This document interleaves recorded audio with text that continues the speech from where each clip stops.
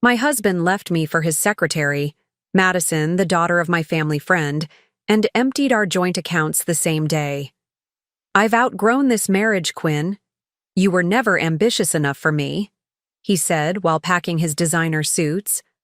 I smiled politely and watched him leave. 3 weeks later, when he discovered I had access to his secret offshore millions, the look on his face was worth every tear I'd shed. I sat in my kitchen, watching the steam rise from my untouched coffee. It had been exactly 7 days since Archer walked out. Before we jump back in, tell us where you're tuning in from, and if this story touches you, make sure you're subscribed, because tomorrow I've saved something extra special for you. 7 days since he'd texted me the address of his lawyer and instructions to make this painless for everyone involved. 7 days of friends walking on eggshells around me, never quite meeting my eyes when they asked how I was holding up. The kitchen still gleamed with the renovation we'd completed last spring. Viking range, marble countertops, custom cabinetry. All Archer's choices. If you're going to be a stay-at-home wife, he'd said, you should at least have a proper kitchen. Never mind that I'd put my own career on hold when his investment firm, Callaway Partners, had expanded internationally. Never mind the dinner parties I'd hosted for his clients, the networking I'd facilitated, the connections I'd leveraged through my own family to help him climb. My phone vibrated against the countertop.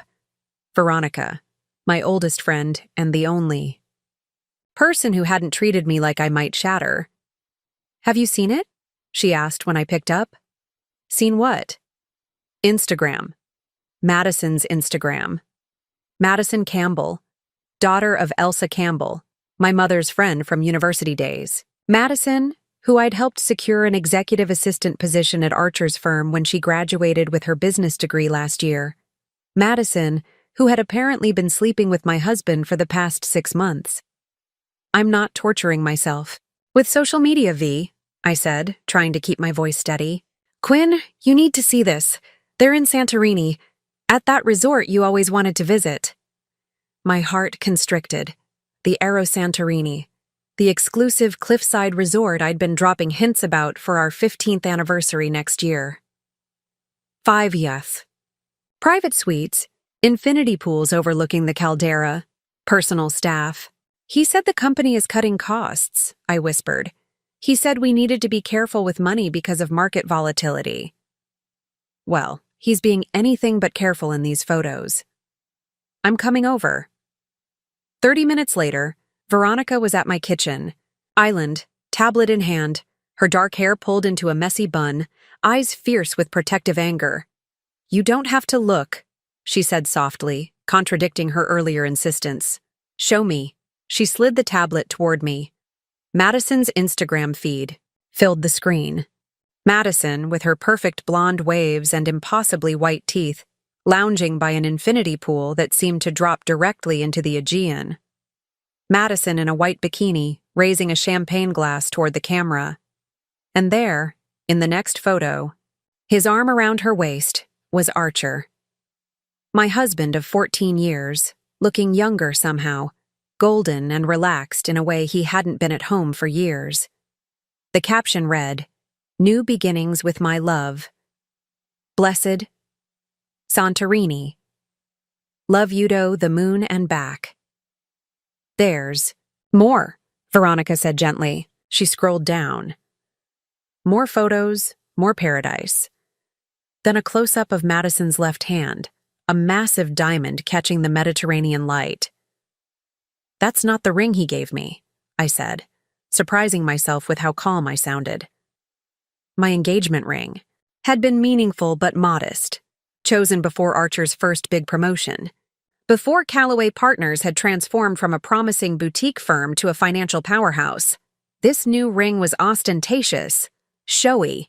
It screamed new money and desperation. Quinn, Veronica hesitated. Have you talked to your lawyer about the accounts? About what you're entitled to? I nodded. Everything's joint, but when I went to transfer my usual household budget, the accounts were nearly empty. Just enough left for the mortgage payment this month. He can't do that. Veronica's outrage filled the kitchen. That's financial abuse. It's probably illegal. His name is on everything. The lawyer said it complicates things. I took a sip of my now cold coffee. He left me a note, said it was temporary until we work out the settlement, that I should reach out if I need anything essential. Veronica's expression darkened. After 14 years of marriage, after you moved to 3 different cities for his career, after you managed his household and his social life while he built his precious company, I stared out the window at my meticulously landscaped backyard. Another project I'd managed while Archer worked 14-hour days. Another investment in a life that had apparently been temporary all along. There's something else, I said finally, turning back to Veronica. Something I haven't told anyone. Her eyebrows raised, waiting. Last month I found something strange on Archer's laptop. He'd left it open when he went to shower. There was an email confirmation from a bank I didn't recognize, in the Cayman Islands. Veronica's eyes widened. An offshore account? I didn't think much of it at first. His firm deals with international investments. But the email had his personal account on it, not his work address. And the balance. I paused, still struggling to believe the figure I'd seen. It was just over $4 million. $4 million? Veronica nearly choked on her coffee. And it's not in your joint accounts? No. The email had a password embedded in it. I wrote it down without really thinking about it. I reached into my purse and pulled out a small notebook, flipping to a page where I'd jotted down a seemingly random string of characters. Then last week, after he left, I found a flash drive in his desk drawer. It had the same bank's logo engraved on it. Veronica set her mug down slowly. Quinn, please tell me you looked at what was on that drive. I did. Last night, it had account information, access codes, everything. The account was set up 3 years ago, right after Callaway Partners expanded to include private wealth management. So while he was telling you to watch household expenses, he was siphoning money into a secret account. Money that, as far as I can tell, isn't reported anywhere. The deposits are irregular, but substantial. The last one was 2 months ago, nearly $500,000. Veronica was silent for a moment, processing. Then she reached across the island and gripped my hand. Quinn, listen to me. Before you do anything else, you need to talk to a different lawyer, not just a divorce attorney, someone who specializes in financial fraud. My stomach churned. You think he's been doing something illegal? I don't know. But legitimate money doesn't usually need to be hidden in offshore accounts. And if he's trying to hide assets from you, during the divorce, he always said I didn't understand finance, I said quietly. That I should leave the complicated stuff to him. Because he never wanted you to look too closely. Veronica's voice hardened. Quinn, you managed your family's charitable foundation before you married Archer. You have an economics degree. You understand plenty. She was right. I'd been so careful not to challenge Archer, not to threaten his need to be the financial authority in our relationship, that I'd downplayed my own knowledge and instincts for years. I know someone, Veronica continued. Kimberly Novak. We went to law school together. She specializes in high-net-worth divorces and financial crimes. She's exactly who you need right now. As Veronica made the call, I looked back at the photos of Archer and Madison in paradise. The weight of betrayal sat heavy in my chest, but alongside it, something else was forming. Something that felt strangely like purpose. For 14 years, I'd been the perfect corporate wife, supportive, undemanding, decorative when needed, invisible when not. Archer had always underestimated me. It was time to show him exactly how costly that mistake would be. Kimberly Novak's office overlooked the financial district, a view Archer had always been envious of. The attorney's reputation preceded her. Ruthless efficiency wrapped in Armani suits and a take-no-prisoners approach to Preparing and narrating this story took us a lot of time, so if you are enjoying it, subscribe to our channel. It means a lot to us. Now back to the story. High-stakes divorces? Let me make sure I understand, Kimberly said, glancing up from the documents I'd provided. Your husband transferred approximately $4 million to an offshore account in the Cayman Islands, never disclosed this account to you, and is now claiming financial hardship in preliminary divorce discussions? That's correct. And you have both the access credentials and documentation of the transfers? I nodded, sliding the flash drive across her desk. Everything's there, including transfers from clients that never appeared in Callaway Partners' official records. Kimberly's perfectly manicured fingers tapped thoughtfully against her desk. Mrs. Callaway, Quinn, please. I'm considering reverting to my maiden name. A small smile. Quinn, what you've brought me isn't just evidence in a divorce case. This could potentially be evidence of financial crimes. Wire fraud, tax evasion, possibly money laundering. The words hung heavy in the air between us. Part of me had known this, of course, but hearing it stated so plainly made my stomach clench. I don't want Archer to go to prison, I said, surprising myself with the admission. I just want what's fair after 14 years of marriage. Kimberly leaned forward. That's not an uncommon reaction, but I need you to understand something crucial. You've inadvertently stumbled into a position of significant leverage. Leverage that could disappear if we don't move carefully. What do you mean? Right now, your husband doesn't know that you've discovered this account. That gives us an advantage. But there's something else to consider. She hesitated. Have you accessed the account online since discovering it? Once, I admitted. Just to confirm the balance. From your home computer? I nodded. Then we need to move quickly. If he's monitoring access logs, he'll know someone other than him has viewed the account. A chill ran through me. You think he's checking? Men like your husband, men who maintain secret offshore accounts, tend to be paranoid about them, with good reason. She made a note in her legal pad. Here's what we're going to do. I'm going to make 2 calls.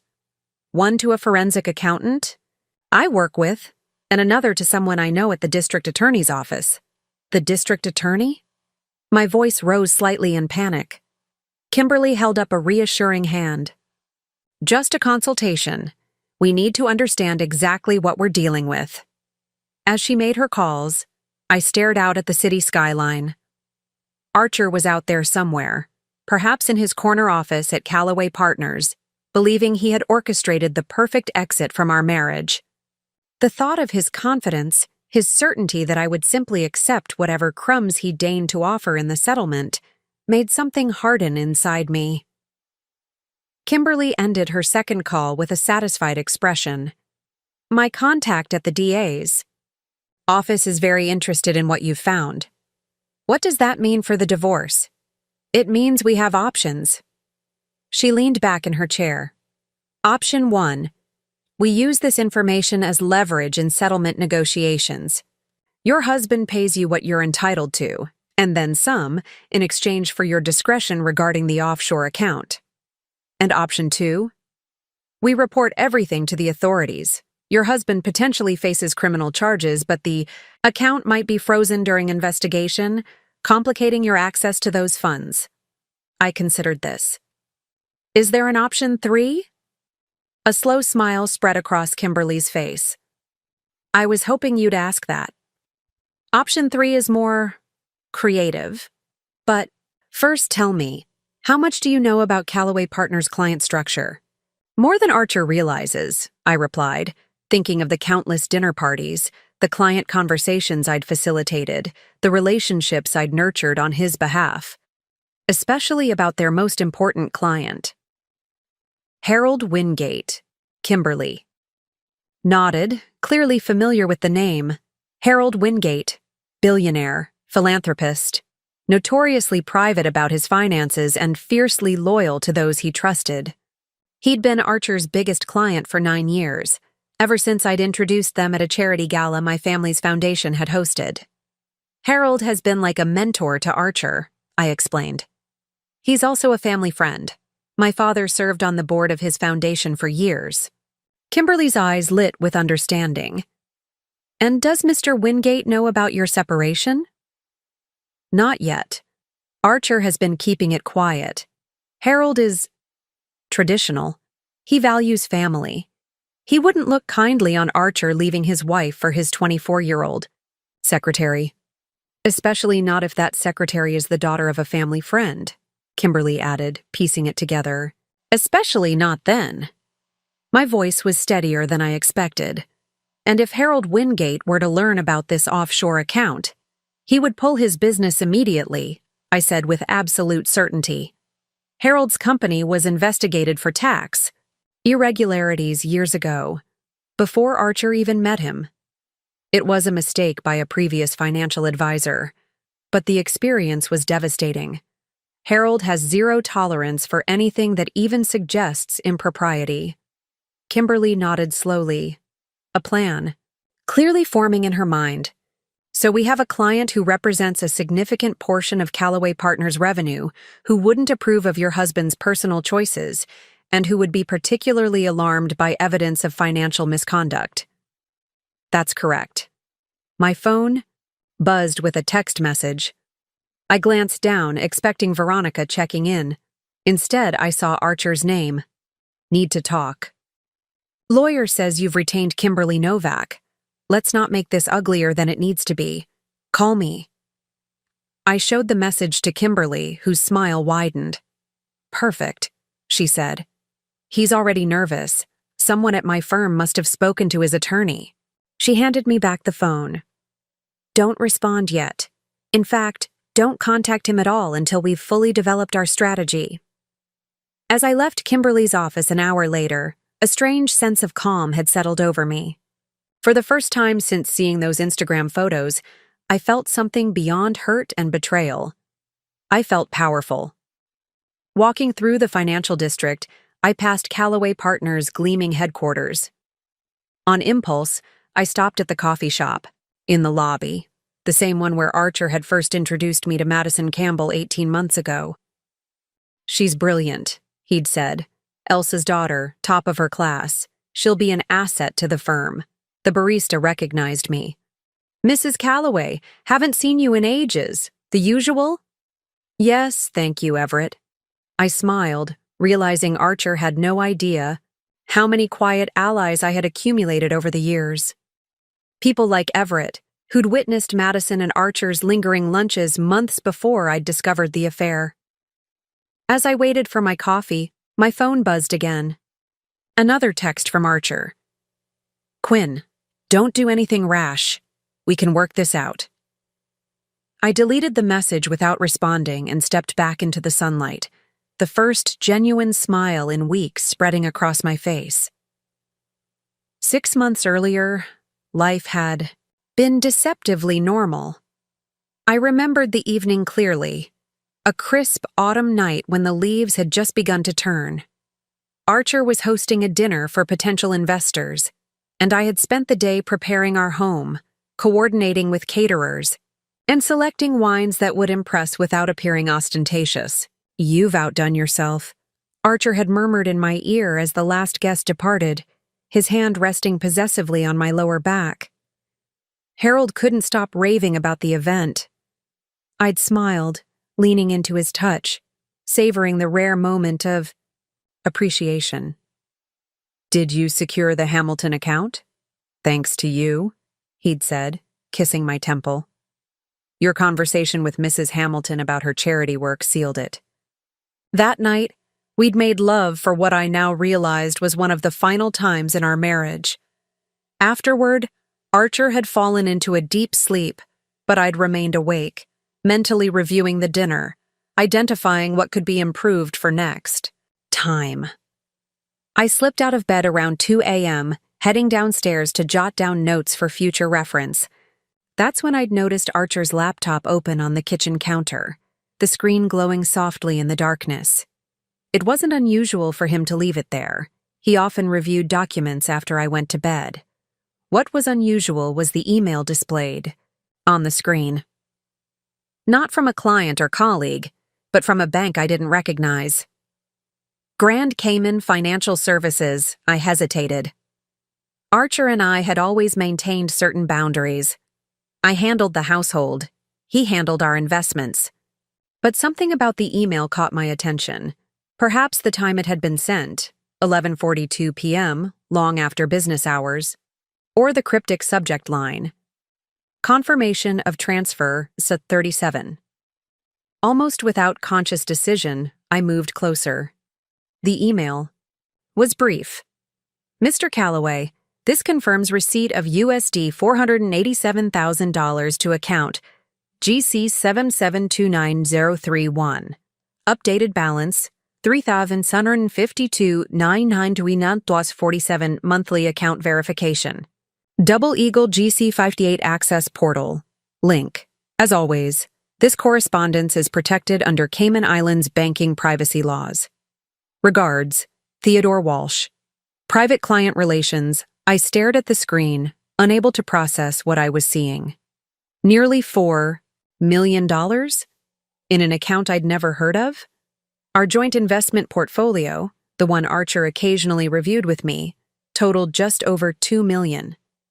And he had emphasized repeatedly in recent months that we needed to be fiscally conservative due to market instability. Just last week, he'd questioned the expense when I'd mentioned renovating the guest bathroom. Not the right time for unnecessary expenses, Quinn, he'd said firmly. Without thinking, I grabbed my phone and took a photo of the screen. Then, noticing a small notebook beside the laptop, I quickly copied down the verification code and account number. I heard movement upstairs. Archer. Stirring. Quickly, I closed the email and returned the screen to his investment spreadsheet, then hurried to the pantry, emerging with a glass of water just as he entered the kitchen. "Everything okay?" he asked, voice rough with sleep. "Just thirsty," I replied, my heart hammering. "Coming back to bed now." He nodded, closing the laptop and following me upstairs, completely unaware of what I'd discovered. The next morning, Archer left early for a breakfast meeting with clients. I sat at our kitchen island, staring at the photo on my phone, wondering what to do with this information. My first instinct was to confront him directly. Surely there was a reasonable explanation. Perhaps it was a client account he had access to, or a fund specifically for business expansion. But something held me back. The secretive nature of the account. The Cayman Islands location.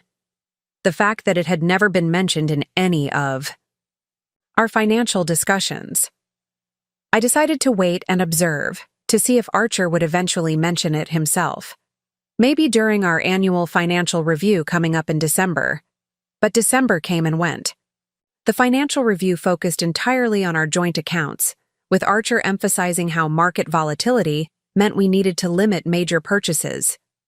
Not once did he mention the offshore account or its considerable balance. In January, I noticed small changes in his behavior. He became more protective of his phone, setting a new passcode. He started taking calls in his home office with the door closed. He mentioned a new series of late meetings that kept him at the office until after 9. Then came the company gala in February. Archer had insisted I wear my emerald green gown, the one that makes every man in the room jealous that you're mine, he'd said. I'd spent hours preparing, wanting to look perfect for him, to be the asset he'd always valued. I remembered entering the ballroom on his arm, greeting colleagues and clients with practiced charm. And then I saw them across the room, Archer and Madison, heads bent close together near the bar, his hand lingering on her lower back in exactly the way he often touched me. There was an intimacy to their posture that couldn't be explained away by professional rapport. Madison had noticed me first, stepping back abruptly, her face flushing.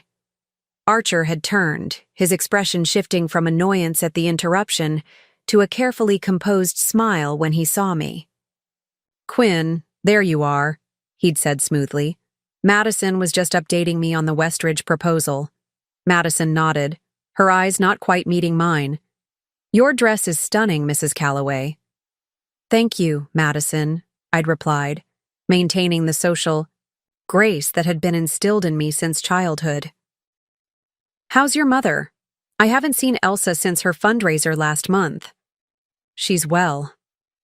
Still talking about how much your donation meant to the literacy program.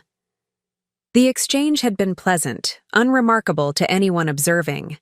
But I had seen the flash of guilt in Madison's eyes, the slight tensing of Archer's jaw. That night, I'd lain awake beside my husband, connecting dots I'd been unconsciously gathering for months. The late meetings, the new passwords, the offshore account, and now the lingering touch at the small of Madison Campbell's back.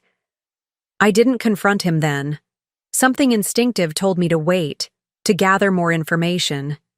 Instead, I began paying closer attention, noticing patterns I'd previously overlooked or rationalized away.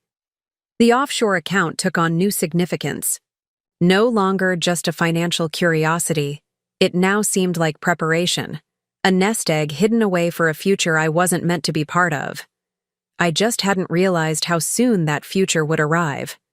The weeks following my discoveries, both of the offshore account and of Archer's increasingly obvious affair, were an exercise in self-restraint. Each morning, I'd wake beside my husband, exchange pleasant conversation over breakfast, and kiss him goodbye as he left for the office where I now knew Madison awaited him. Each night, I'd listen to his stories about challenging clients and strategy meetings that I suspected were fabrications covering his true activities. And all the while, I said nothing. "You're being awfully quiet these days," Archer commented. One evening as we prepared for bed, he was loosening his tie, watching me apply my nightly moisturizer, the expensive French brand he'd given me for Christmas. "Am I?" I kept my voice light, non-committal. "Just tired, I suppose," he approached. From behind, hands settling on my shoulders, eyes meeting mine in the bathroom mirror. For a moment, I saw a flicker of the man I'd married. Attentive, perceptive, present. "Is everything all right, Quinn? You seem distant." It would have been so easy to break then, to confront him with what I knew, to demand explanations, to unleash the hurt and betrayal building inside me. Instead, I smiled, reaching up to cover his hand with mine. "Everything's fine, just planning the Henderson dinner next week. You know how particular Joyce Henderson is about her dietary restrictions." He seemed relieved by this mundane explanation, the tension in his shoulders easing. "That's my girl, always the perfect hostess." He kissed the top of my head and returned to the bedroom. That night, I lay awake beside him, studying the profile I'd once traced with loving fingers. Who was this man? Had I ever truly known him? Or had I simply known the version of himself he'd chosen to show me? The following morning, after Archer left, I called Veronica. "I need a favor," I said without preamble when she answered. "Something discreet." "Name it," she replied immediately. No questions asked. This was why I valued her friendship. Unwavering, loyalty without judgment. "I need you to upgrade my phone. New number, new everything, but I need to keep this one active too, and I need it done without Archer knowing." There was a brief pause. "Quinn, are you in danger? Because if he's—" "No, nothing like that," I assured her quickly. "I just need privacy for conversations I'm not ready to have with him yet." Veronica, bless her, didn't push. "I'll pick you up in 20 minutes. We'll go to my carrier's store across town." By that afternoon, I had a new phone with a number known only to Veronica. My original phone remained active, the one Archer would call or text, the one that maintained the illusion that nothing had changed. My next step was securing my personal documents. While Archer was at a weekend golf retreat, which an Instagram check confirmed was actually a beach getaway with Madison, I methodically gathered my birth certificate, passport, social security card, and other essential documents from our shared home safe. I opened a new bank account at a credit union where Callaway Partners had no connections, transferring a modest sum from my personal spending account. Not enough to alert Archer, but enough to give me breathing room if needed. Began copying financial records, taking photos of tax returns, documenting the contents of our home. I researched divorce laws in our state, learning about equitable distribution, alimony considerations, the complex division of assets acquired during marriage, all while smiling over dinner, attending social functions on Archer's arm, and maintaining the perfect facade of our marriage. The hardest part was facing Elsa Campbell at a charity luncheon in early March. Madison's mother had always been kind to me, had even expressed delight years ago when I'd helped her daughter secure the position at Archer's firm. "Quinn, darling." Elsa embraced me warmly. "You look absolutely radiant. That Mediterranean diet you mentioned must be working wonders." I returned her hug, fighting the knot in my stomach. Did she know? Was she complicit in her daughter's affair? With my husband? Or was she as deceived as I had been? "How's Madison?" I asked, managing to keep my voice steady. "Archer mentions how valuable she's become to the firm."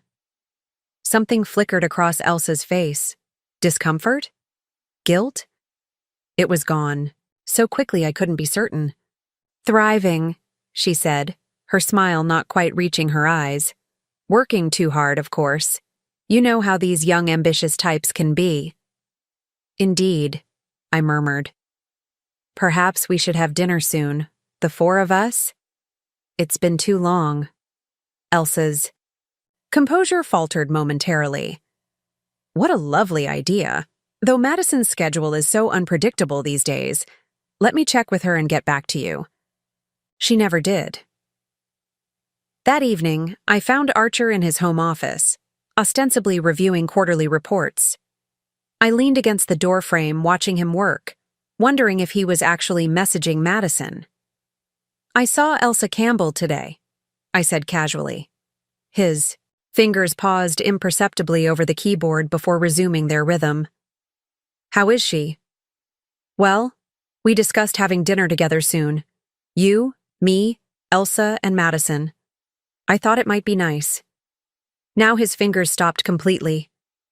He swiveled his chair to face me, expression carefully neutral.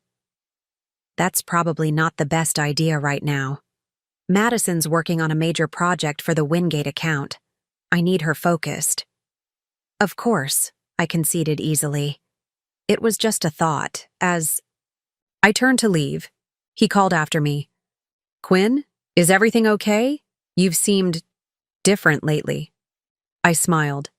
"Everything's fine, Archer. Just busy with the Foundation's spring fundraiser." His relief was almost palpable. He returned to his computer, crisis averted, completely unaware that I'd been testing him, watching his reactions, gathering more information for the moment when I would finally break my silence. That moment came sooner than I expected. Just 2 weeks later, I returned from a Foundation meeting to find Archer waiting in our living room, uncharacteristically home before 7. "We need to talk," he said, his expression grave yet somehow rehearsed, as though he'd practiced this moment in front of a mirror. I set down my purse calmly, anticipation and dread mingling in my stomach. "All right." "This isn't working anymore, Quinn." He delivered the line with practiced regret. "We've grown apart. I think we both know it." I said nothing, watching him pace the room we decorated together years ago. "I'll always care for you," he continued, mistaking my silence for shock. "But I need more. A partner who understands my ambitions, who challenges me intellectually." Still, I remained silent, observing the performance of a man who believed himself to be handling an uncomfortable situation with compassion and dignity. "Think we should separate," he concluded. "I've already spoken to my lawyer. He'll contact yours to make arrangements. I promise I'll be fair." Finally, I spoke. "Is it Madison?" His expression changed. Surprise, then quick calculation. "This isn't about anyone else. This is about us." "Is it Madison?" I repeated, my voice steady. Archer sighed, apparently deciding honesty was now the expedient choice. Yes. It wasn't planned, Quinn. These things, they just happen sometimes. I nodded slowly. I see. And when were you planning to tell me about the offshore account? What offshore account? Archer's face betrayed him, a momentary widening of the eyes, a subtle tensing of his jaw, before he recovered with a dismissive laugh. I have no idea what you're talking about, Quinn. I held his gaze, saying nothing. This was a technique I'd learned from my father, a federal judge known for his unflinching patience in the courtroom. Silence often revealed more than questions. Archer filled the void, as I knew he would. Look, this is already difficult enough without making baseless accusations. I've offered a fair separation. Grand Cayman Financial Services, I said quietly. Account number GC7729031. Current balance just over $4 million. Would you like me to continue? His face drained of color. How did you... Does it matter? I moved to the bar cart in the corner of our living room, pouring myself a modest glass of the Macallan 18 he'd always reserved for special occasions. What matters is that you were planning to leave me without my fair share of our marital assets. Assets that I suspect weren't exactly obtained through conventional means. He crossed the room quickly, lowering his voice as if someone might be listening. Quinn, you don't understand what you're talking about. That account is complicated. It's for a special investment vehicle for select clients. Then why isn't it on the Callaway Partners books? I asked, sipping the whiskey. Why were you transferring money on your personal laptop at midnight? Why haven't you ever mentioned it in our financial discussions? Archer ran a hand through his perfectly coiffed hair, a rare gesture of genuine distress. This isn't something we should discuss without legal counsel present. I agree completely. I set down my glass. My attorney will be in touch with yours. In the meantime, I think you should pack what you need for a few weeks. I'll be staying in the house until this is resolved. You can't just... I can, and I am. My voice remained level, betraying none of the turmoil beneath. Unless you'd prefer I call Harold Wingate right now to discuss your creative accounting practices? The mention of Harold's name was calculated, and it hit its mark. Archer's face contorted with a flash of naked fear before settling into cold anger. You wouldn't I? I picked up my phone. Should we find out? 20 minutes later, Archer was gone, a hastily packed suitcase in hand, the front door closing behind him with a decisive click. Only then did I allow myself to sink onto the sofa, hands trembling, the facade of composure crumbling in the sudden silence of my home. How? Had we arrived here? How had the man who'd once been my partner, my confidant, my future, become this stranger plotting his escape with my family friend's daughter?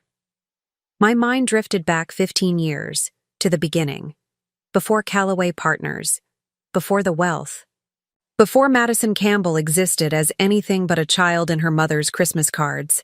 I'd met Archer at a charity auction benefiting education in underserved communities. I was there representing my family's foundation. He was an ambitious financial advisor with a boutique firm, attending at his boss's insistence. These events are where the real connections happen, he told me later, after we'd been seated at the same table, after he'd bid aggressively on a weekend getaway package I'd mentioned admiring. He was handsome, certainly, tall and confident, with a smile that transformed his serious face into something almost boyish. But what had attracted me most was his hunger, his clear-eyed determination to build something meaningful. My father was a high school math teacher, he'd shared over our third date, the first time I'd seen vulnerability beneath his polished exterior. Brilliant with numbers, but no head for business. He could have been so much more with the right opportunities. I'd responded by telling him about my own father, stern, accomplished, expectations always set just beyond reach. That's why the foundation matters to me, I'd explained. It's about creating opportunities, opening doors that would otherwise remain closed. We'd connected over this shared value, or what I'd believed was shared. The desire to build something that mattered, that helped others rise. 6 months later, he proposed. A year after that, we married in a tasteful ceremony that merged his ambition with my family's understated wealth and connections. Archer had been working at Meridian Financial then, a respectable mid-sized firm where he'd already earned a reputation for attracting valuable clients. But he'd spoken often of his dream to launch his own company, to build something with his name on it. 5 years, he'd say. 5 years of building relationships, proving concepts, saving capital, then we make our move. What he hadn't mentioned was how crucial my connections would be to that plan. Our 3rd year of marriage, I introduced Archer to Harold Wingate at a foundation event. Harold, my father's friend, a self-made billionaire with a passion for education reform, had taken an immediate liking to Archer's earnest ambition. "Your young man has promise," Harold had told me privately. "Smart, driven, but he needs seasoning. Experience handling real wealth." What had begun as mentorship quickly evolved into a professional relationship. Harold moved his considerable portfolio to Meridian specifically to work with Archer. Other wealthy families in our circle followed Harold's lead, impressed by his endorsement. Within 18 months, Archer was Meridian's top performer, his client list filled with names I'd grown up with, people who'd attended my parents' dinner, parties and whose children had been my childhood playmates. When Archer finally left Meridian to establish Callaway Partners, Harold didn't just follow. He invested in the venture, providing both capital and credibility to the fledgling firm. "This is it, Quinn," Archer had whispered the night they signed the partnership agreement, his eyes bright with emotion. "Everything we've worked for. Everything we've worked for." That had been the narrative, our shared dream, our joint achievement. But the reality had been more complex. While Archer built Callaway Partners, I managed our home, our social calendar, our philanthropic activities. I cultivated relationships with the spouses of his clients, hosted dinners where business was discussed over wines I'd selected, created the environment where deals were conceived and trust was established. I'd embraced this role willingly, finding purpose in supporting his vision, believing we were building a legacy together. When had that balanced partnership transformed into something so unequal? When had I become, in his mind, not an asset, but a liability? Perhaps the seeds had been planted at the Morrisons' holiday party 4 years ago, when Harold had pulled me aside, bourbon in hand, voice lowered confidentially. "Your husband's got real talent, Quinn," he'd said. "But remember, the most important asset in wealth management isn't financial acumen. It's trust. And that trust extends to the whole package." He'd gestured vaguely toward where Archer stood, networking across the room. "Your steady presence, your family's reputation, that matters more than he probably realizes." Had Archer overheard, or had someone reported the conversation to him? I couldn't be certain, but something had shifted afterward. Subtle at first, Archer began questioning my expenses more closely, suggesting I was out of touch with normal financial constraints.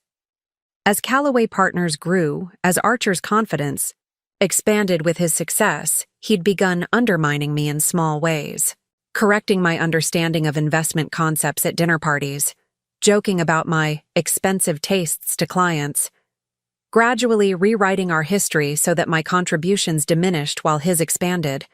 And now, this final betrayal. Not just the affair with Madison, but the calculated financial deception, the secret account built while he lectured me about household budgets. As I sat alone in our living room, the weight of 15 years settled around me. I'd compromised myself piece by piece, adapting to his growing ego, accepting his narrative that my role was secondary, supportive, decorative, but no more.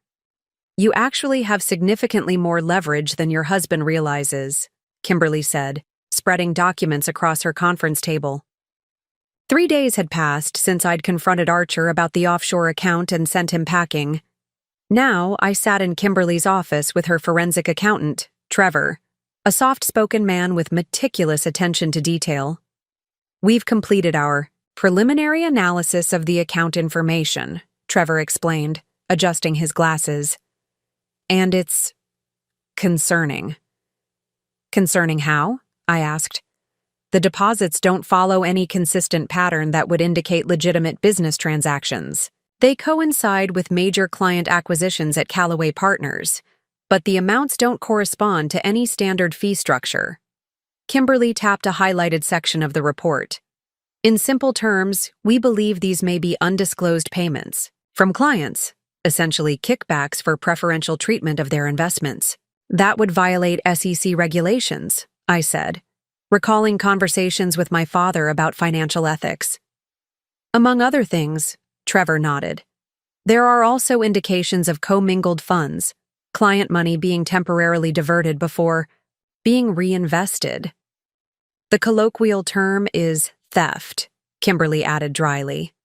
I stared at the papers before me, seeing not just numbers, but the architecture of betrayal, systematic, calculated, years in the making. "What does this mean for the divorce?" Kimberly leaned forward, her expression serious but satisfied. "It means you hold the keys to Archer's entire future. If these financial irregularities became public or were reported to the SEC and IRS, I don't want to destroy him," I said quietly. "Despite everything. Understandable. But you deserve your fair share, and then some, considering what he was planning." She slid a document toward me, a copy of a real estate contract. "2 months ago, your husband purchased a beach house in Malibu, all cash transaction through a shell company, $3 million. My stomach tightened. "Our dream home." "The property isn't in your name," Trevor noted gently. "It's owned by Eagle Vista LLC, which traces back to the Cayman account." "For Madison," I whispered. "A love nest purchased with hidden money." Kimberly's expression softened marginally. "Your position is extraordinarily strong. With the evidence you've provided, we can pursue not just an equitable division of known marital assets, but a claim on these hidden funds as well. And the beach house? The court could force its sale, with proceeds divided appropriately. Or—" Kimberly paused, a slight smile playing at her lips. "You could become the sole owner. A fitting irony, wouldn't you say?" For the first time in weeks, I found myself smiling genuinely. "Yes, I believe it would be." Trevor cleared his throat. "There's one more thing. The Cayman account has seen unusual activity in the past 48 hours. "What kind of activity?" "Multiple access attempts. And a transfer request for $2 million that was declined due to security protocols." "He's trying to move the money," I realized. Kimberly nodded. "Trying and failing. The account requires both the digital key on that flash drive and the verification code you memorized. He's missing half the puzzle." My phone buzzed. Archer, again. I glanced at the screen. "Quinn, please. We need to talk ASAP. Things aren't what they seem.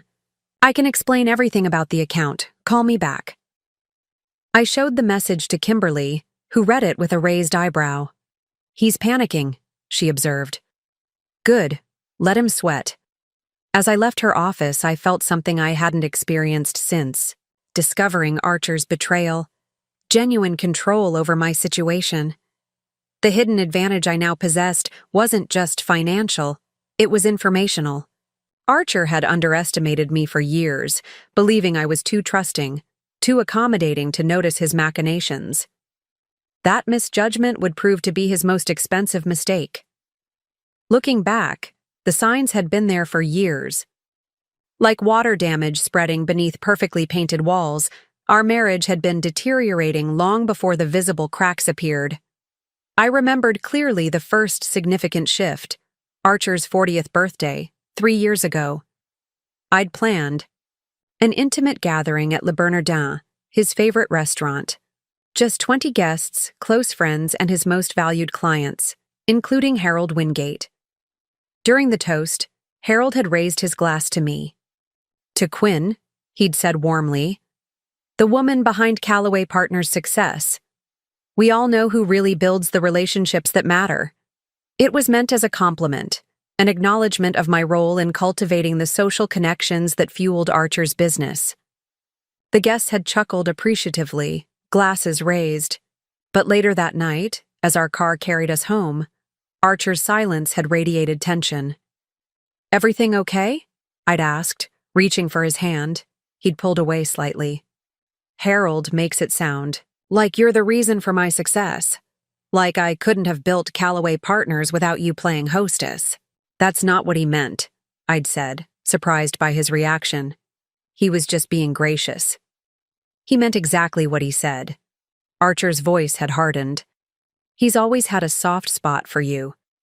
Sometimes I think he values your opinion more than mine."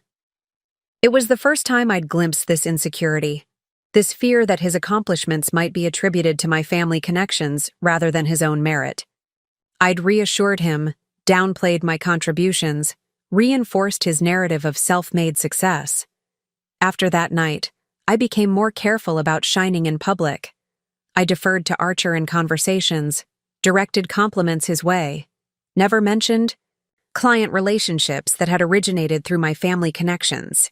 And still, the distance grew. The next year brought subtle changes in our daily rhythms. Archer began traveling more frequently, business trips that stretched from 2 days to 4, from domestic destinations to international ones. "The Asian markets are crucial for our expansion," he'd explain, packing his carefully tailored suits. "These relationships have to be built in person." I'd offered to accompany him to Tokyo, Singapore, Hong Kong. "We could make a vacation of it," I'd suggested. "I haven't seen the cherry blossoms in years." "This is work, Quinn, not pleasure," he'd replied dismissively. "You'd be bored in meetings all day, and I can't babysit you through foreign cities." Babysit. As if I hadn't traveled extensively before we met, as if I hadn't lived abroad during college. But I'd swallowed the insult, nodded understanding, wished him a productive trip. Only later did I wonder about those trips, the evenings unaccounted for, the charges at restaurants far too expensive for business dinners, the late-night calls he'd take on our balcony, voice lowered. Had Madison accompanied him? Or had there been others before her? When he returned from these trips, our intimacy became increasingly perfunctory. Sex evolved from a genuine connection to a scheduled maintenance activity, performed with decreasing frequency and growing detachment. "Tired from the trip," he'd murmur, turning away. Or, "Early meeting tomorrow," as he remained absorbed in his phone.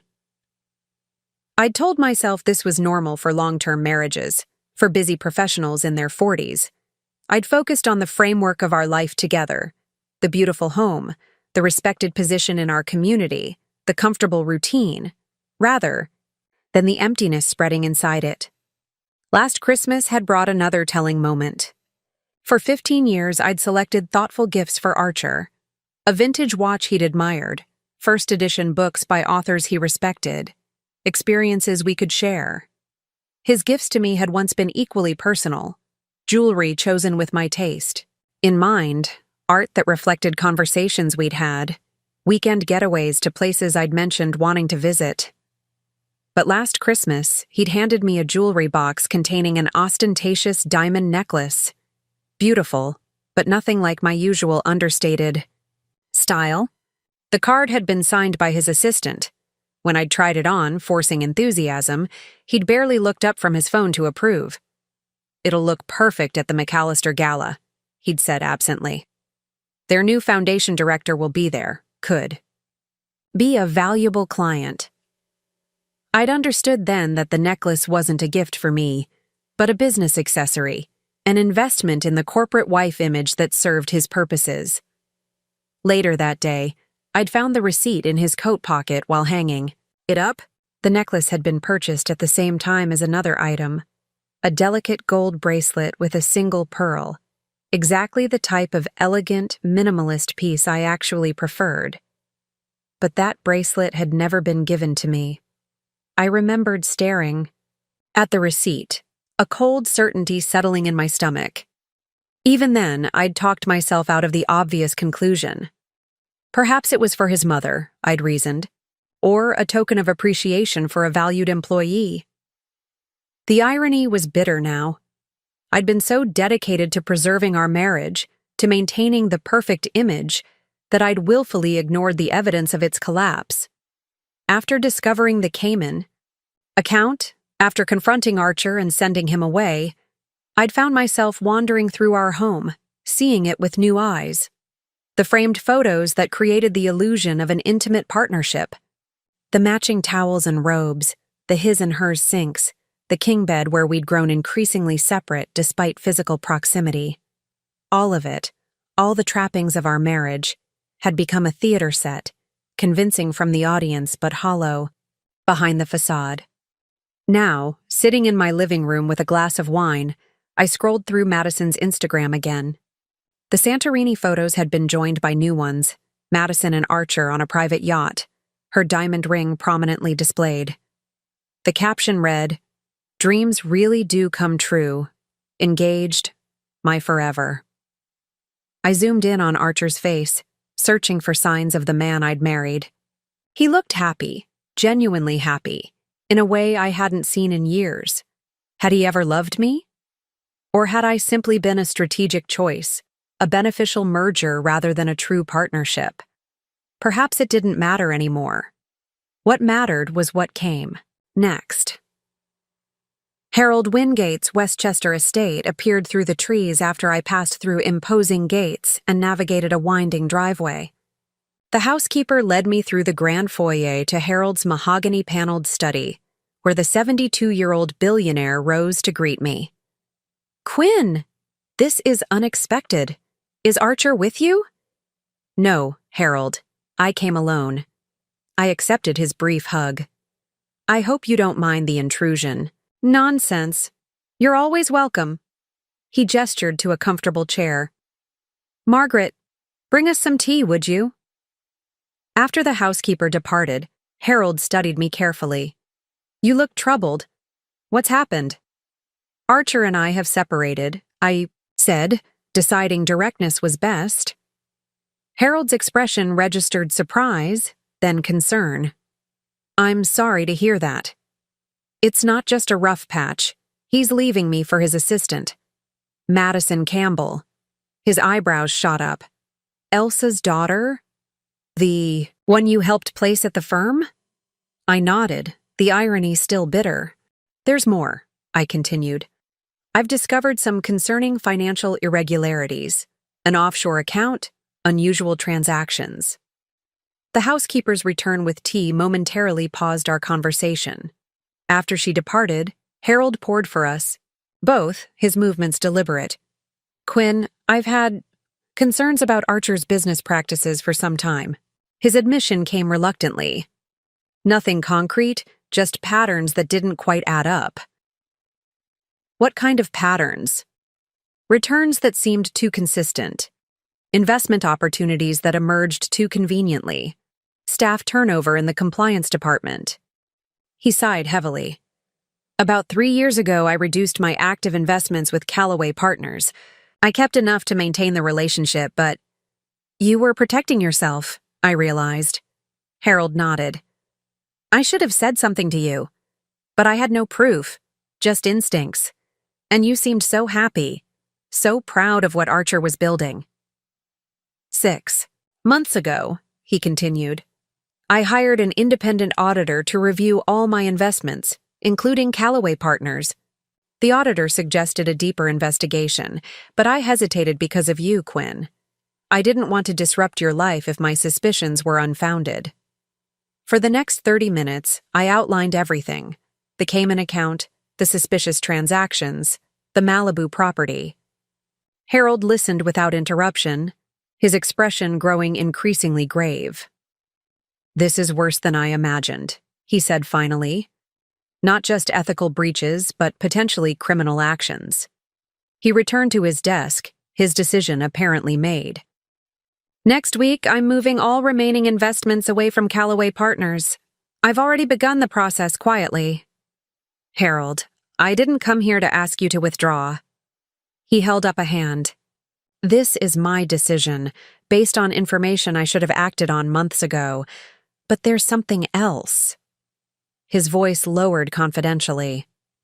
The Wellington Fund, the position Archer manages for my foundation, represents nearly 30% of Callaway Partners' assets under management. I understood immediately.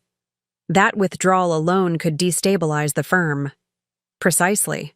Which gives you a very limited window to secure what's rightfully yours before the house of cards potentially collapses. His gaze held mine. Do you understand? What I'm telling you, Quinn. I do. My heart raced with the implications. How much time do I have? The paperwork will be processed Monday morning, before the markets open. 3 days. I had 3 days to act. Thank you, Harold. He nodded once, decisively. You've always been too good for him, Quinn. I should have told you that too. We need to move quickly, I told Kimberly during our emergency meeting Friday afternoon. Harold Wingate is pulling all his investments from Callaway Partners on Monday morning. Kimberly's eyebrows shot up. All of them? Including the Wellington Fund? Especially the Wellington Fund. That changes our timeline considerably, she said, reaching for her phone. Trevor, we need you in the conference room, now. While we waited for the forensic accountant, I filled Veronica in on my conversation with Harold. This is going to destroy Callaway Partners, she said. Once word gets out that Harold Wingate has lost confidence in the firm, there will be a stampede for the exits, Kimberly confirmed. Every major client will follow Harold's lead.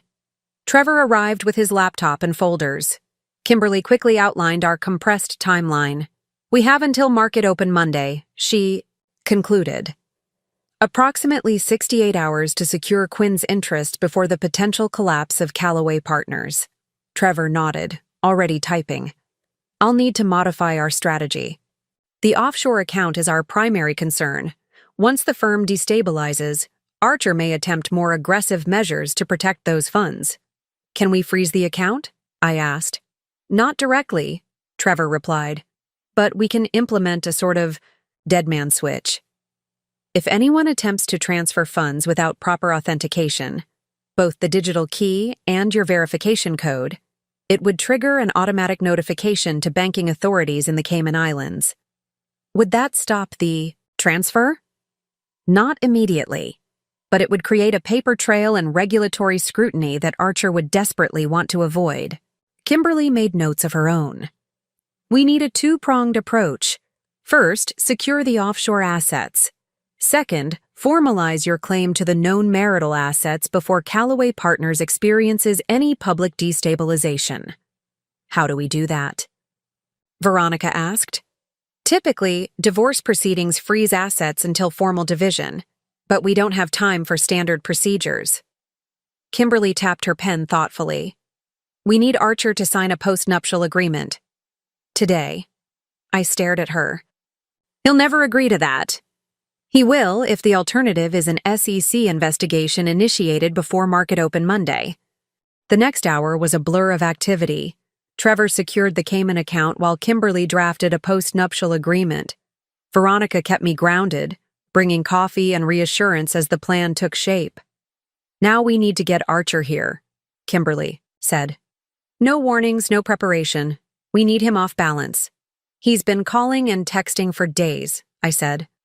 I could respond now, suggest meeting at your office to discuss options. Perfect. But don't mention that I'll be present. I composed the message carefully. Archer, I'm ready to talk. Meet me at 555 Madison Avenue, Suite 1200, at 4 p.m. today to discuss our situation privately. No lawyers, just us. His response came almost immediately.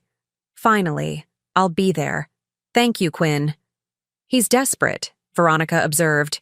He must suspect something's wrong with the Cayman account. Good, Kimberly said. Desperation makes people careless. At precisely 3:55 p.m., the receptionist called. Mr. Calloway is here, though he seems surprised this is a law office. Send him to conference room B, Kimberly instructed. Quinn, you ready? I nodded, smoothing my skirt and squaring my shoulders. Remember, she said quietly.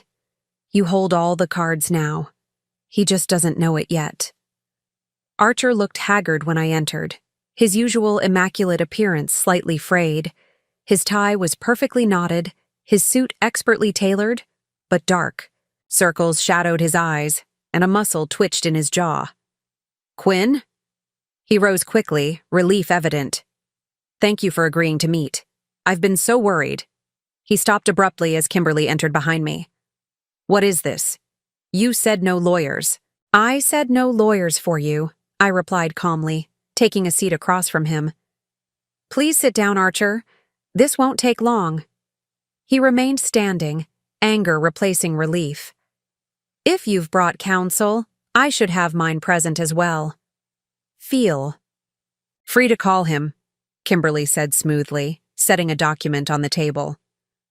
Though you might want to hear our proposal first, it's time-sensitive. What proposal? His eyes darted to the document, then back to my face. The Cayman account is perfectly legitimate, he began. For accepting undisclosed payments from clients, for commingling investor funds, for purchasing property through shell companies.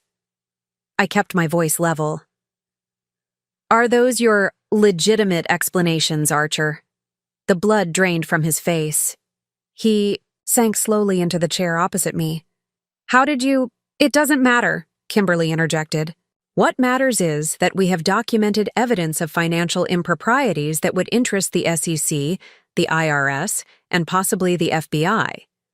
Evidence we are prepared to submit first thing Monday morning. Unless— Archer's voice had dropped to a whisper. Unless you sign this. I pushed the postnuptial agreement toward him. The signed postnuptial agreement sat between us like a physical manifestation of our fractured marriage. Archer stared at it, his signature still glistening with wet ink, the magnitude of what had just happened settling over him.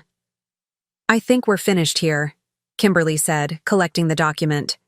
My office will coordinate with your attorney on implementation details. Archer didn't move. His gaze remained fixed on the spot where the agreement had been. Quinn, he said finally, his voice unnaturally quiet. Could I have a moment? Alone? Kimberly glanced at me, eyebrow raised in silent question. It's all right, I told her. I'll meet you in your office in a few minutes. After Kimberly departed, closing the door behind her, silence stretched between us. Through the glass walls, I could see Veronica watching vigilantly from the reception area. How long have you known? Archer asked eventually. About the Cayman account? Long enough. And you've been planning this ambush all this time? While I was trying to reach you? While I was worried sick about you? A hollow laugh escaped me. Worried sick about me? Or worried sick about your money? He had the grace to look ashamed, if only momentarily. Both, if you can believe it. I can't, actually. His shoulders slumped, the perfect posture he'd always maintained now curved in defeat. I never meant for any of this to happen, Quinn. Which part? The secret offshore account? The affair with Madison? Or getting caught? Pain flickered across his face at Madison's name. She's not answering my calls, since yesterday. Imagine that, I said coolly. Your fiancé isn't taking your calls. Perhaps she's busy enjoying Santorini. She's not my fiancé. He closed his eyes briefly. That was for appearances. We were never engaged. This caught me off guard. The ring? The Instagram announcements? A calculated decision, he admitted, not meeting my eyes.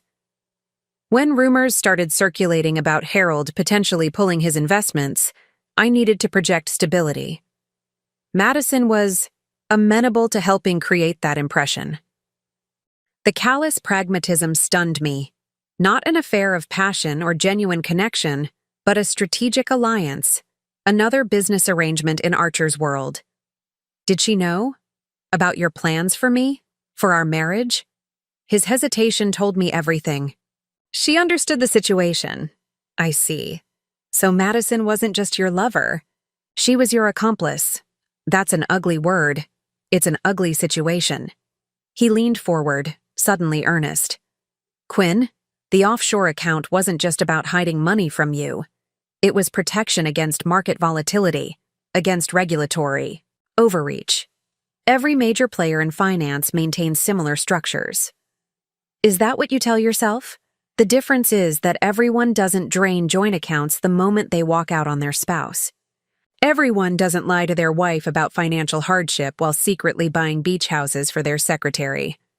Assistant, he corrected automatically, then winced. I'm sorry. I'm not thinking clearly. Apparently not, since you've lost. Your wife, potentially your business, and it seems your mistress as well. All in 1 week. Archer looked up, sudden suspicion hardening his features. Did you contact Madison? Tell her about the account? I didn't need to, I replied truthfully, though I imagine news travels fast once the Wellington Fund withdrawal was initiated. Harold. Understanding dawned. He told others he was pulling out, as any prudent investor would, upon discovering potential irregularities. Archer's hands clenched into fists. This will destroy everything, not just the firm, my reputation, my future.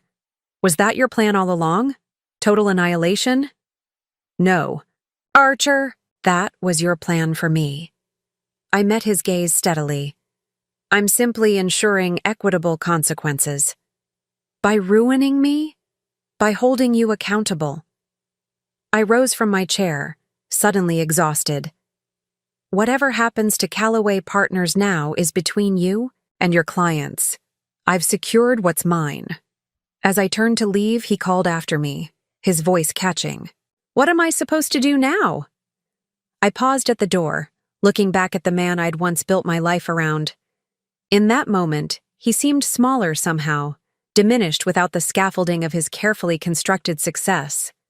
That's not my concern anymore, I said quietly. But if you want advice, try the truth. It's surprisingly liberating. Stepping into the reception area, I felt Veronica's arm slip supportively around my shoulders. Are you okay? She asked softly. I will be, I replied, surprised to discover I meant it.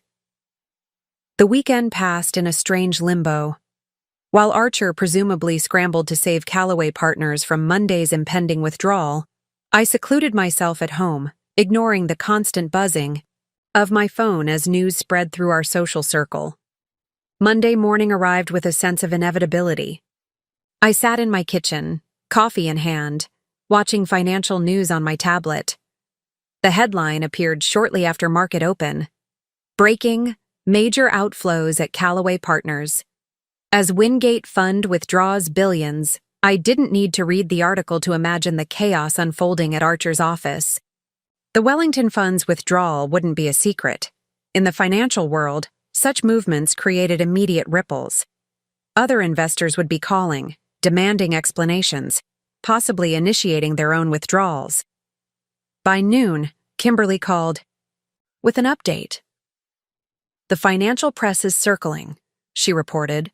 Rumors about improprieties at Callaway Partners are starting to surface. Nothing specific yet, but whispers about irregular account management and client concerns. Has Archer contacted you? I asked. His attorney has. They're requesting a meeting to review certain terms of the postnuptial agreement. What does that mean?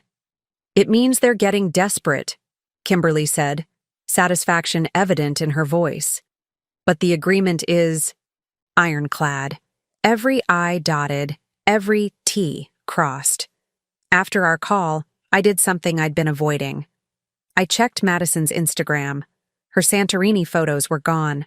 So were all images of Archer. Her most recent post showed a Miami beach at sunset, captioned simply, "New beginnings, again." Resilience, so she'd fled to Florida. Interesting. Later that afternoon, Trevor arrived at my house with a secure laptop. I've assembled everything. We've discovered about the offshore account, he explained, opening files on the screen. The timing of deposits, correlations with client acquisitions, the shell companies used to purchase properties. I scanned the documents, understanding now why Archer had been so quick to sign the postnuptial agreement. What Trevor had uncovered wasn't just ethically questionable, it potentially crossed into criminal territory. There's a pattern, Trevor continued, showing me a spreadsheet. Each major client that joined Callaway Partners was followed by an unusual deposit to the Cayman account. Not consistent amounts, but consistent timing. Kickbacks? I suggested. That would be my assessment. But there's something else. He opened another file.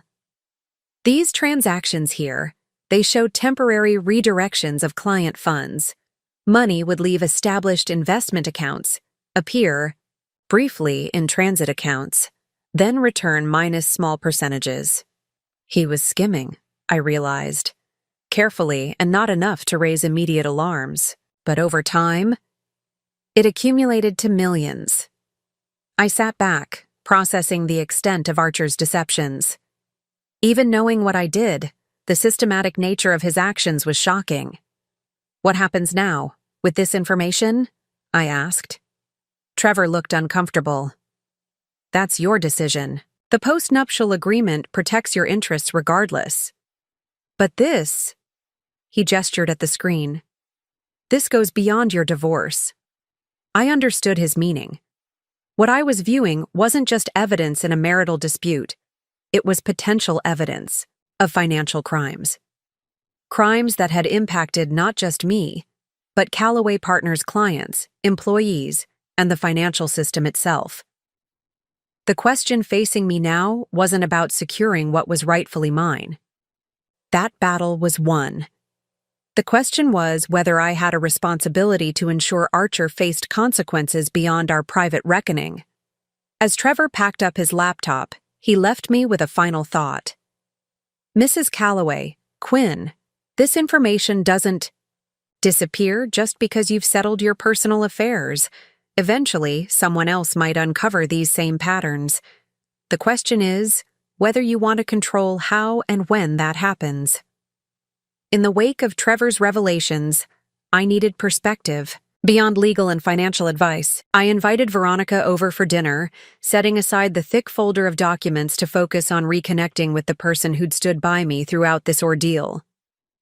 The Malibu property transfer completed today, I told her as we shared a bottle of wine on my patio. Apparently, Madison never even saw the house. Archer had scheduled their first visit for next month. Veronica shook her head in disbelief. I still can't wrap my mind around all this. The Archer I knew, or thought I knew, seemed so principled. That's what makes betrayal so disorienting, I said. It forces you to question your own judgment, your own perceptions. So, what's next for you? Will you keep the beach house? Considered this. I'm not sure. It represents something Archer wanted, not necessarily something I want. The conversation turned to the future, possibilities I hadn't allowed myself to contemplate during my marriage. Travel without consideration. For Archer's business schedule. Expanding my role at my family's foundation. Perhaps even resuming the career I'd set aside. I've been thinking about Harold, I admitted. His warning came late, but he was trying to protect me in his own way. Unlike some others, Veronica pointed out, refilling our glasses. That's just it. I've been wondering who else knew, or suspected, but never said anything. The question lingered through the night and into the next morning. As I prepared for a meeting with my family's foundation board, I made a decision. I would discreetly reach out to those who might have insights into Archer's activities, not to gather ammunition, but to understand the full context of what had happened. My first conversation was with Janet Barnes, Callaway Partners' former compliance officer, who had abruptly resigned last year. I wondered when you might call, she said when we met at a quiet cafe across town. Things must be imploding over there. They are, I confirmed. But I'm more interested in what happened before. Why did you really leave, Janet? She glanced around before leaning forward. I raised concerns about certain client account activities, irregularities in transaction timing, fee structures that didn't match our published rates. Nothing definitive, just patterns that deserved investigation. And Archer dismissed these concerns? Not explicitly. He thanked me for my diligence, promised to look into it, suggested I was overworked and might benefit from a vacation. Her smile was bitter. When I returned, my security access had been restricted. 3 weeks later, I was called into a meeting about departmental restructuring and offered a generous severance package with an extensive NDA. Did you sign it? I did. I have a mortgage and 2 kids in college. She hesitated. But I kept copies of the reports I'd flagged. Strictly speaking, that might violate the NDA, but you were protecting yourself, I finished for her. Exactly.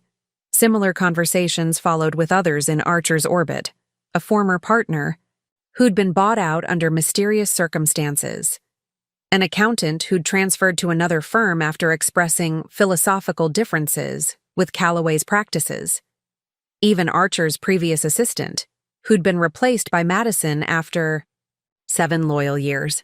Each conversation added another piece to the puzzle, revealing not just Archer's financial misconduct, but a pattern of silencing those who questioned him, of replacing loyalty with complicity, of creating an environment where Madison's advancement at my expense seemed not just possible, but inevitable. Most surprising was my conversation with Elsa Campbell, Madison's mother, who requested we meet at her home rather than in public. I owe you an apology, Quinn, she said as soon as we were seated in her sunroom. I suspected something inappropriate between Madison and Archer months ago. I confronted her, but she insisted it was professional mentorship, nothing more. You couldn't have known, I said, though part of me wondered if that was true. I think I did know, Elsa admitted, eyes downcast. But Madison has always been headstrong, determined to make her own way, and I didn't want to lose my relationship with her by pushing too hard. She looked up, genuine regret in her expression. I should have come to you, friend to friend. I'm truly sorry. As these conversations accumulated, I realized I was building something unexpected, not just a clearer picture of Archer's deceptions, but a network of people who had been similarly deceived, similarly dismissed, similarly underestimated. People who, like me, had stories to tell and truths to share. 2 weeks after the Wellington Fund withdrawal, Callaway Partners was in crisis. Financial news outlets reported massive client outflows, emergency meetings, and potential regulatory scrutiny. Market analysts speculated about a loss of confidence in the firm's management.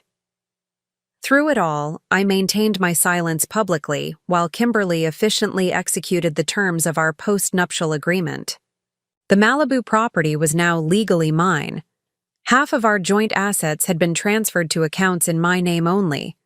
The divorce proceedings were advancing smoothly, with Archer offering no resistance to the accelerated timeline. Then came the call I'd been expecting. Quinn. Archer's voice sounded hollow through the phone. We need to talk, not as adversaries, not about the divorce, about something more important. I can't imagine what that would be, I replied, keeping my tone neutral. The firm, Callaway Partners. The situation is critical. I'm aware. A pause. I'd like to meet. Just you and me. No lawyers, no forensic accountants. For old time's sake. I considered declining, but curiosity won out. When and where? Tonight. The Westerly Hotel, private dining room, 7 o'clock. His voice softened, attempting the charm that had once been so effective. Please, Quinn, it matters more than, I arrived at the Westerly precisely at 7, dressed in a simple black sheath dress that projected both confidence and restraint. The private dining room was intimate, a single table, soft lighting, a bottle of champagne chilling in an ice bucket. Archer rose when I entered, his usual impeccable appearance somewhat diminished. His custom suit hung slightly loose, as if he'd lost weight. Dark circles shadowed his eyes.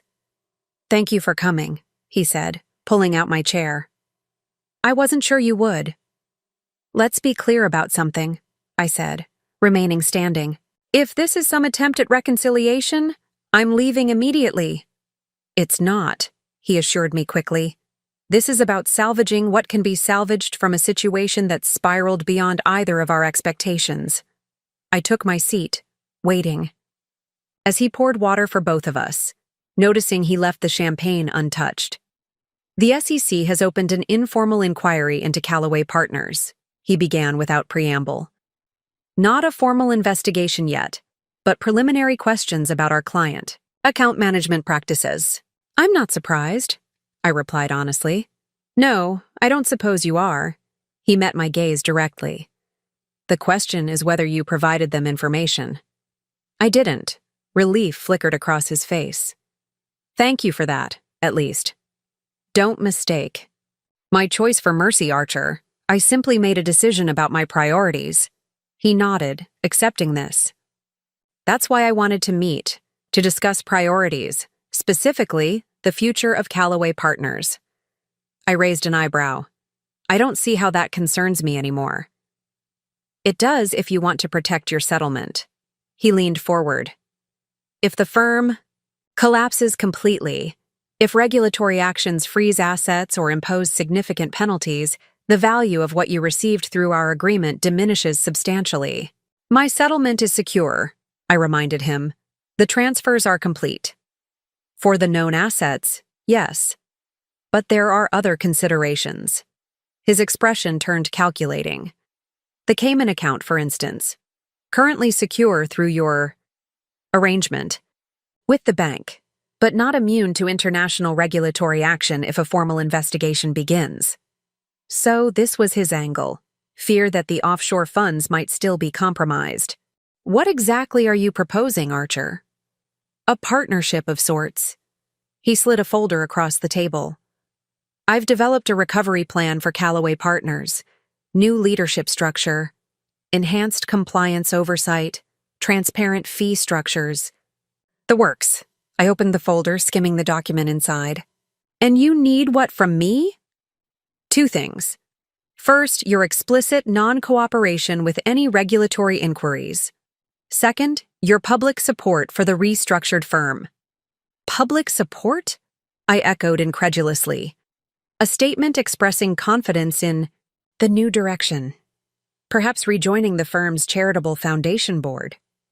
He attempted a smile that didn't reach his eyes. "Your family name still carries weight, Quinn. Your endorsement would help stabilize client confidence." I closed the folder, studying my soon-to-be ex-husband. Even now, facing professional ruin, he was strategizing, calculating, looking for leverage and advantage. And if I decline? His expression hardened slightly. Then I fight the divorce terms, challenge the post-nuptial agreement as signed under duress. It won't succeed ultimately, but it will drag on, keeping your life in limbo while the firm, and potentially the value of your settlement, erodes. "That sounds like a threat." "It's a reality check," he countered. "We both have something to lose here, Quinn. I'm offering a path that protects both our interests." I took a sip of water, weighing his proposal against what I knew. Not just about the offshore account, but about the patterns of misconduct Janet Barnes and others had described. About the culture of silencing and sidelining those who raised concerns. "You're asking me to help you preserve a system that exploited clients' trust," I said finally. "To put my reputation behind a firm that, under your leadership, engaged in practices that would horrify those same clients if they knew." "I'm asking you to protect what we built together," he insisted. "However flawed, it still represents 15 years of both our lives." In that moment, I saw with perfect clarity what I needed to do, not just for myself, but for everyone who had been manipulated, silenced, or deceived by Archer Callaway. "No," I said simply, closing his folder and sliding it back across the table. Archer blinked, genuinely surprised. I don't think you understand what's at stake here. I understand perfectly. I met his gaze without flinching. You're asking me to become complicit in covering up misconduct that affected innocent people, clients who trusted you, employees who depended on you. It's more complicated than that, he insisted, frustration creeping into his voice. Every firm in our industry operates in gray areas. The only difference is that Callaway Partners got caught in a moment of transition. Is that what you call draining our joint accounts and running off with Madison? A moment of transition? He had the grace to look uncomfortable. That was personal, not professional. It was both, Archer, just like this meeting. I gestured to the folder between us. You're asking me to use my family name, my reputation, to salvage your career after you betrayed every principle of our marriage. So this is revenge. His expression darkened. You'll destroy a company that employs dozens of innocent people just to punish me. No, I replied calmly. This isn't about revenge. It's about accountability. I reached into my purse and removed a slim envelope, placing it on the table. What's this? He asked suspiciously. My counterproposal. I pushed it toward him. Open it. Inside was a single sheet of paper outlining terms that Kimberly, Trevor, and I had carefully crafted. Archer would resign as CEO of Callaway Partners, effective immediately. A new leadership team would be installed, including Janet Barnes returning, as Chief Compliance Officer with expanded authority. An independent audit would review all client accounts, with full disclosure to affected parties and appropriate restitution where warranted. All remaining funds from the Cayman account would be repatriated and properly reported to tax authorities. Archer read the document twice, his expression shifting from disbelief to anger.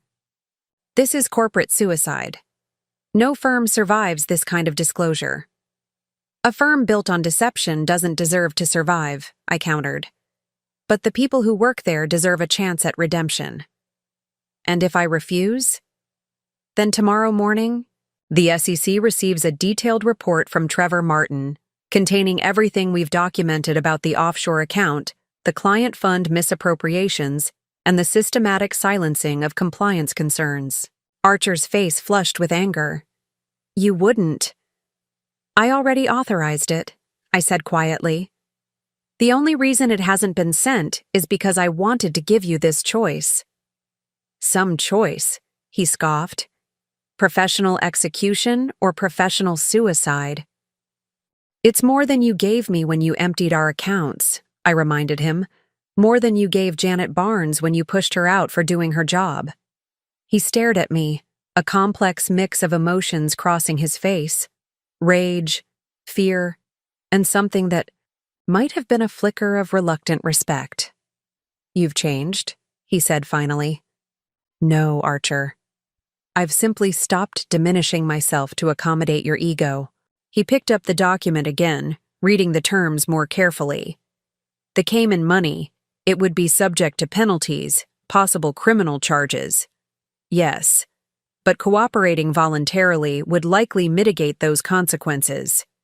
And my role in the AZE restructured firm? Advisory, non-executive, contingent on the independent audit findings. He laughed bitterly. So I become a figurehead in my own company, assuming I avoid prison. You keep your freedom and a chance to rebuild your reputation honestly. It's more than many in your position would get.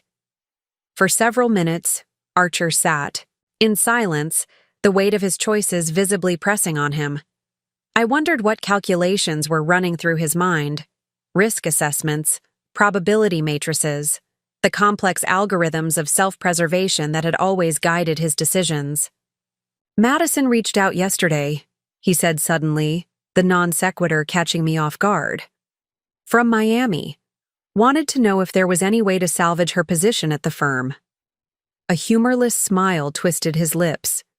Apparently her new opportunity there fell through. And what did you tell her? I haven't responded yet. He tapped his fingers against the counter-proposal. I suppose my answer depends on what happens next. I stood, gathering my purse. You have until 9 a.m. tomorrow to decide. After that, events will unfold beyond either of our control. As I turned, to leave, Archer called after me, his voice stripped of its usual confidence. Quinn, for what it's worth, I'm sorry. Not just for the accounts. For everything. I paused but didn't turn around. I know you are, Archer. The tragedy is that you're only sorry because you got caught. Walking out of the Westerly Hotel, I felt no triumph, no vindictive satisfaction, just a quiet certainty that I'd done what was necessary, not just for myself, but for everyone affected by Archer's choices. My phone buzzed with a text from Kimberly. How did it go? I replied simply, ball in his court. We'll know by morning. That night, I slept more peacefully than I had in months, regardless of what decision Archer might make. The burden of his deceptions was no longer mine to carry. Archer accepted the yaw. Time to the announcement came via press release at 8:30 a.m. Callaway Partners announces leadership transition and comprehensive compliance review.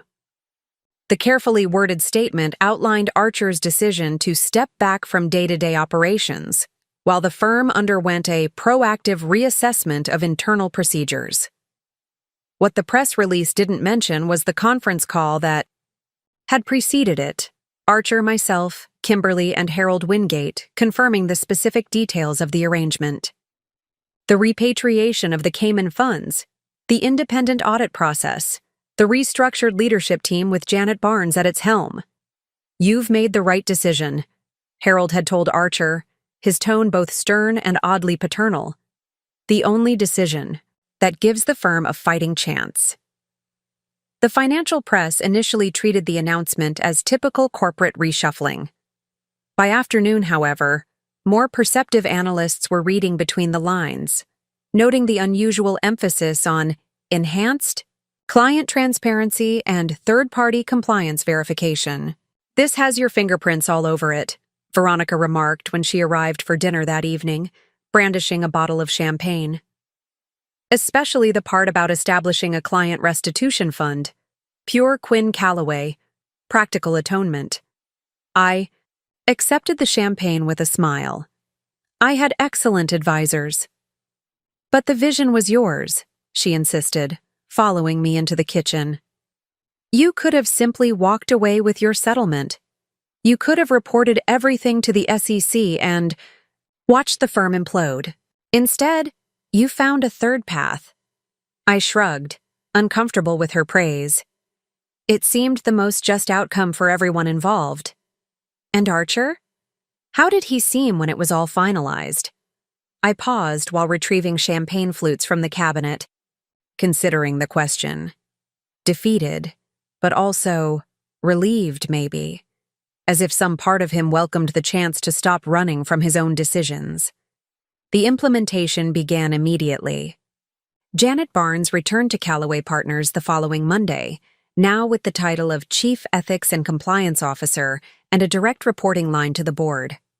The independent auditors arrived Tuesday, setting up in conference rooms and requesting client files.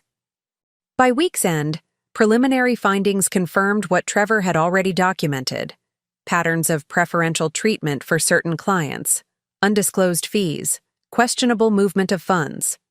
Nothing catastrophic in any individual instance, but, collectively, a clear breach of fiduciary duty. Harold Wingate, true to his word, announced his willingness to return the Wellington Fund to Callaway Partners, contingent on successful completion of the audit and implementation of recommended reforms. Other major clients adopted a wait-and-see approach, neither withdrawing remaining funds nor returning those already moved. The most surprising development came from an unexpected quarter. Elsa Campbell contacted me directly, asking to meet privately. Madison is back in New York, she said when we met for coffee. She's been offered a position at Meridian Financial, Archer's old firm before Callaway Partners. I see, I said neutrally. unsure why Elsa was sharing this information. She declined it, Elsa continued. Said she wanted to make a cleaner break from the financial world. She's applied to law school instead. She hesitated. She'd like to apologize to you, in person, when you're ready. I wasn't ready, might never be ready, but I appreciated the gesture. Tell her I wish her well, I said, meaning it more than I would have thought possible weeks earlier. The transformation of Callaway Partners continued through the summer. Client accounts were meticulously reviewed. Appropriate restitution was arranged where discrepancies were identified. New compliance systems were implemented with external verification. Archer, as agreed, transitioned to an advisory role. Still present, still involved, but no longer the unquestioned authority. No longer the sole decision-maker. In financial media interviews, he described the changes as a necessary evolution and an opportunity to realign with core values. Only those of us who knew the full story recognized these statements for what they were, carefully crafted admissions of past failures. Throughout this process, I maintained my distance professionally while ensuring the terms of our agreement were fulfilled. The divorce proceedings continued without drama or delay. By late August, the legal dissolution of our marriage was finalized, a simple document ending 15 years of shared life. That evening, I walked alone on the beach near the Malibu house, my house now. The property Archer had purchased for his future with Madison had instead become the symbol of my new beginning. Standing at the edge of the Pacific, watching the sun sink toward the horizon, I finally allowed myself to feel the full weight of everything that had happened. The betrayal, the deception, the painful revelations, and ultimately, the resolution that had come not through vengeance, but through justice. Autumn arrived with a gentle transition, leaves turning golden in Central Park as I settled into my new normal. The Upper East Side apartment, part of my settlement, felt different now that I'd redecorated, removing the sleek minimalism Archer had preferred and introducing warmer colors, textured fabrics, artwork I'd actually chosen. 6 months had passed since that fateful day when Archer had announced he was leaving me for Madison. 6 months of upheaval, revelation, and ultimately, transformation. My phone buzzed with a text from Kimberly. Have you seen the journal today? I hadn't. Setting down my coffee, I opened the Wall Street Journal app to find a feature on the Callaway Partners Resurrection, an in-depth piece examining how the firm had navigated its crisis and emerged with a new operational model that was being hailed as potentially industry-changing. The article highlighted Janet Barnes' expanded compliance department, the transparent fee structures, and the quarterly client reviews that had become standard practice. Buried in the middle paragraphs was a matter-of-fact mention of the undisclosed client fund irregularities that had triggered the transformation, the closest any public reporting had come to acknowledging what had really happened. Archer was quoted briefly, crediting the difficult but necessary process of institutional self-examination.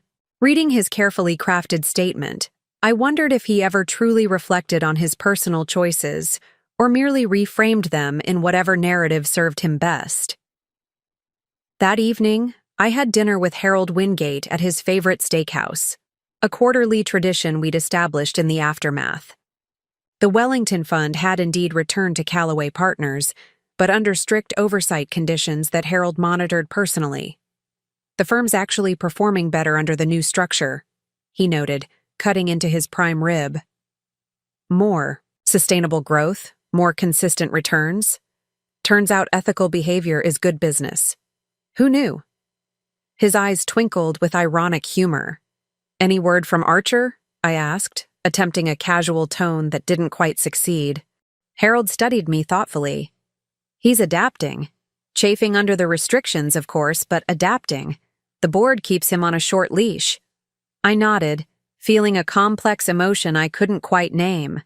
Not concern for Archer exactly, but a lingering, Awareness of our connection, the years shared, the life built together, however flawed the foundation had proven to be. And you, Quinn? How are you really doing? The question caught me off guard. Most people in my life had stopped asking, assuming the financial settlement and professional vindication had erased any lingering pain. I paused, considering my answer carefully. I'm relearning myself, who I am when I'm not defining myself in relation to Archer or Callaway Partners. It's disorienting sometimes. But good. Harold nodded approvingly. You know, when my wife left me 30 years ago now, I thought my life was over. Best thing that ever happened to me, as it turned out. Forced me to confront who I'd become. This was news to me. In all our years of friendship, Harold had never mentioned a divorce. What happened? I asked. She fell in love with my business partner. He chuckled at my surprised expression. Oh yes, it's a rather common story, isn't it?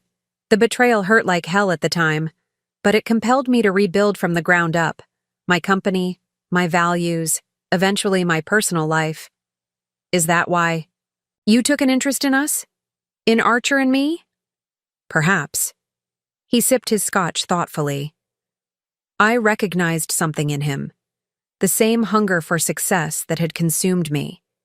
And something in you that reminded me of my ex-wife before our marriage. Changed her. A certain authenticity I hoped wouldn't get lost. As our dinner concluded and we parted ways on the sidewalk outside, Harold clasped my hand warmly. You haven't just survived this, Quinn. You've alchemized it into something meaningful. Not many have that capacity. Back home, I found myself drawn to the small office I'd created for foundation work. My family's charitable foundation had become my primary focus, particularly its women's entrepreneurship initiative. The experience with Archer had clarified my purpose, supporting women who sought financial independence and business literacy. Opening my laptop, I reviewed applications for our latest grant cycle. Each proposal represented a woman with vision, determination, and potential. Each applicant had her own story, her own challenges, her own dreams of creating something meaningful. Like me, they were defining themselves on their own terms. A notification appeared on my screen, an email from Madison Campbell. My finger hovered over the delete button before curiosity won out.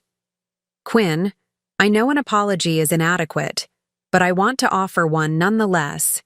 My choices hurt you deeply, and for that, I am truly sorry. Law school has been a humbling experience, forcing me to examine ethical principles I previously dismissed as inconvenient. I don't expect forgiveness. I just wanted you to know that your handling of the Callaway Partners situation taught me more than 3 years of business school ever did. Madison, I closed the email without responding, neither rejecting her apology nor absolving her. Some reconciliations weren't necessary for personal closure, I'd learned. Some chapters could simply end, making space for new beginnings. 1 year to the day after Archer's departure, I stood on the deck of my Malibu home, watching waves crash against the shore as sunset painted the sky in brilliant oranges and pinks. The house had become my sanctuary, a place of healing and reflection far from New York's constant reminders.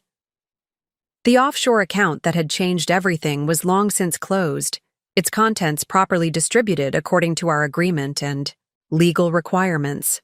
Archer had paid substantial penalties but avoided criminal charges through his cooperation. Callaway Partners continued under its reformed structure, with Janet Barnes now elevated to co-CEO alongside a respected industry veteran.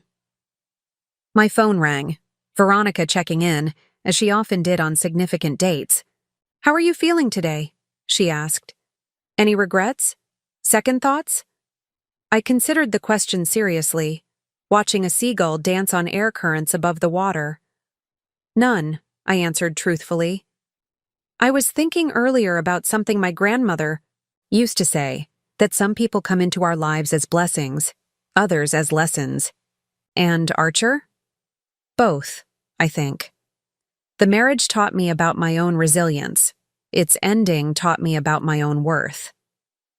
After our call ended, I walked barefoot along the shoreline, letting cold Pacific water wash over my feet.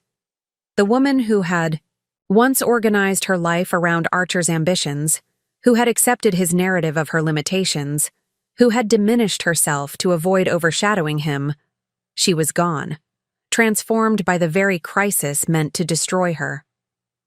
In her place stood someone stronger, clearer in purpose, unwilling to compromise her integrity for comfort or connection. The divorce settlement had secured my financial future, but the true wealth I'd gained was internal: self-knowledge, boundaries, the quiet certainty that I could trust my own judgment.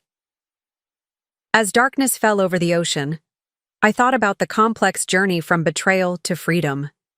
Archer had left me for his secretary, emptied our accounts, and believed I would simply accept whatever crumbs he offered in settlement. He'd severely underestimated the woman he'd married.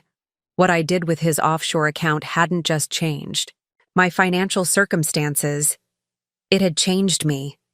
Not through revenge or bitterness, but through the power of claiming what was rightfully mine.